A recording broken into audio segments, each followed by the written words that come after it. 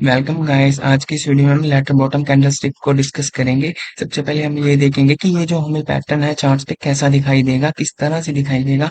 Okay, उसके बाद हम ये डिस्कस करेंगे कि इसकी फॉर्मेशन में हमें किन किन बातों का ध्यान रखना है।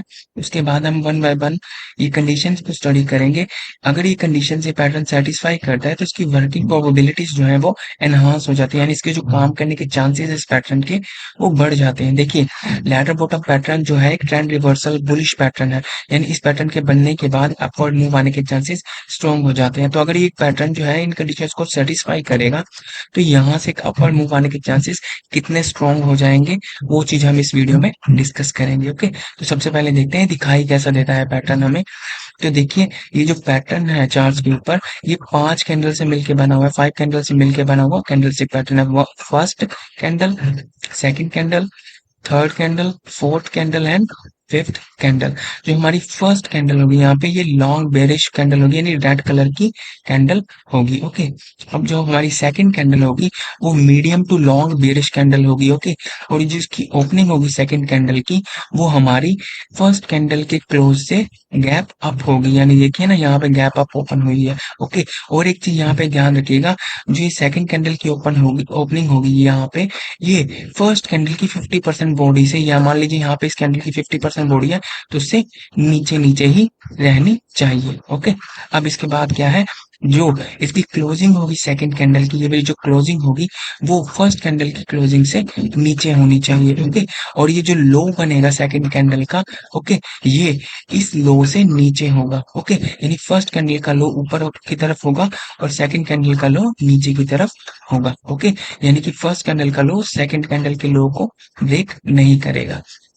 अब बात करते हैं हम थर्ड कैंडल की। तो थर्ड कैंडल भी हमारी medium to long size bearish यानी रेड कलर की कैंडल ही होगी।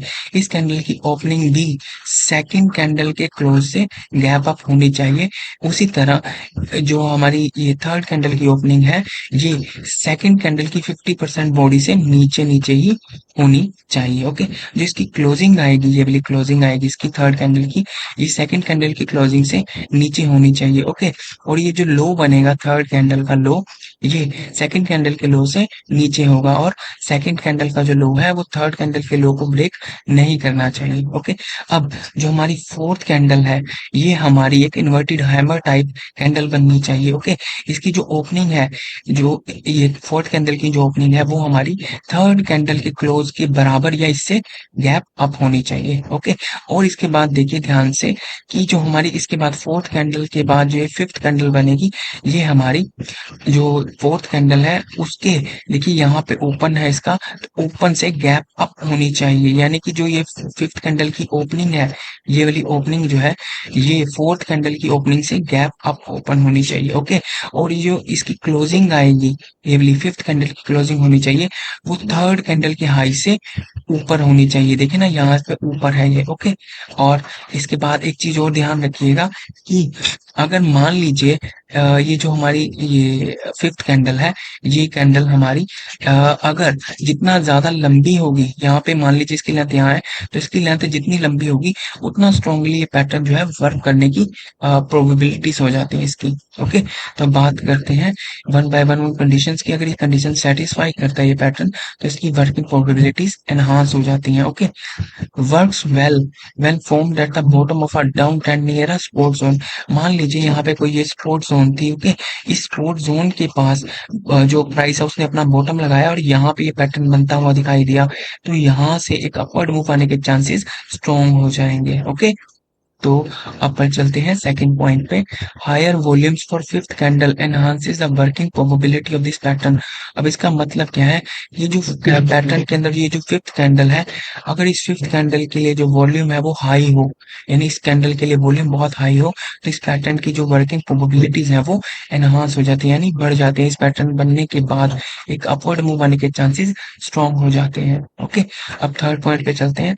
Higher gap up between fifth candle open and fourth candle open strengthen the working probability of this pattern। Okay, इसका मतलब क्या है, कि ये जो फोर्थ कैंडल का ये जो ओपन है और ये जो फिफ्थ कैंडल का ओपन है, इनके अंदर जितना ज्यादा गैप अप होगा उतना बेटर ये पैटर्न वर्क करेगा। ओके, अब बात करते हैं फोर्थ पॉइंट की।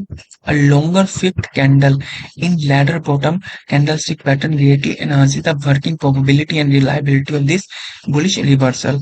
ओके, मैंने पहले एक्सप्लेन किया कि ये फिफ्थ कैंडल की जो बॉडी है जितनी लंबी होगी उतना बेटर ये पैटर्न वर्क करता है, यानी इस पैटर्न बनने के बाद एक अपवर्ड रैली आने के चांसेस स्ट्रॉन्ग हो जाते हैं। ओके, अब एक और चीज यहाँ पे मैं ऐड कर देता हूँ।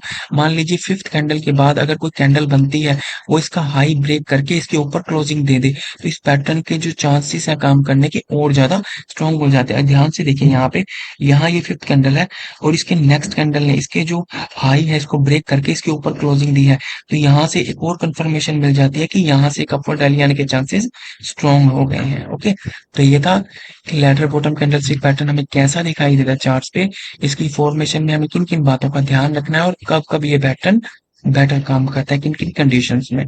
तो अगर आपको ये वीडियो अच्छा लगा हो तो प्लीज लाइक कीजिएगा और चैनल को सब्सक्राइब कीजिएगा। Thank you very much.